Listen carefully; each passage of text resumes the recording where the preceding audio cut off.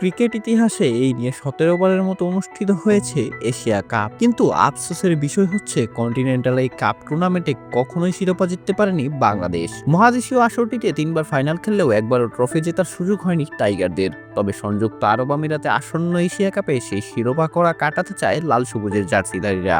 আজ তাই সোমবার অনুশীলনে ব্যস্ত সময়ের পর মিরপুরের সংবাদ সম্মেলনে মুখোমুখি হন জাকির আলী অনিক। সেখানেই জানান এবার আসরে চ্যাম্পিয়ন হওয়ার লক্ষ্যেই যাচ্ছে বাংলাদেশ দল। ওয়ালটন এখন দেশের সীমানা পেরিয়ে পৌঁছে গিয়েছে ৫০টিরও বেশি দেশে। ওয়ালটন, ঘরে ঘরে, বিশ্বজুড়ে। জাকের বলেন, আমরা এশিয়া কাপে চ্যাম্পিয়ন হওয়ার জন্যই যাচ্ছি। আমি সহ দলের সবাই এটা বিশ্বাস করে।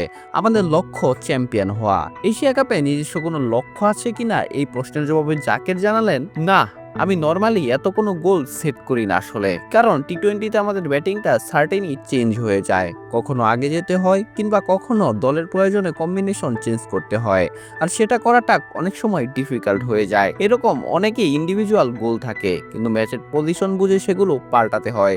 যদি 5-এ ব্যাটিং করি একটু বড় রান করার চেষ্টা করব, আর যদি 7-এ কিংবা 6-এ ব্যাটিং করি তাহলে হয়তো কুইক ইম্প্যাক্টফুল ইনিংস খেলা যায় সেটাই চেষ্টা করব। এশিয়া কাপের আগে নেদারল্যান্ডসের বিপক্ষে সিরিজ রয়েছে টাইগারদের। তাছাড়া সবশেষ দুটো সিরিজ জয় টাইগারদের মাঝে বাড়তি আত্মবিশ্বাস যোগাবে। বাংলাদেশ ক্রিকেট বোর্ড পরিচালক আকরাম কিছুদিন আগে বলেছিলেন এশিয়া কাপে বাংলাদেশ চ্যাম্পিয়নও হতে পারে, এবং এই বিষয়ে তিনি শতভাগ বিশ্বাসী। গেল মাসের ২৬শে জুলাই এশিয়া কাপের সূচি ঘোষণা করেছিল এশিয়ান ক্রিকেট কাউন্সিল। ঘোষিত সূচি অনুযায়ী আগামী ৯ সেপ্টেম্বর আসন্ন এশিয়া কাপের পর্দা উঠবে।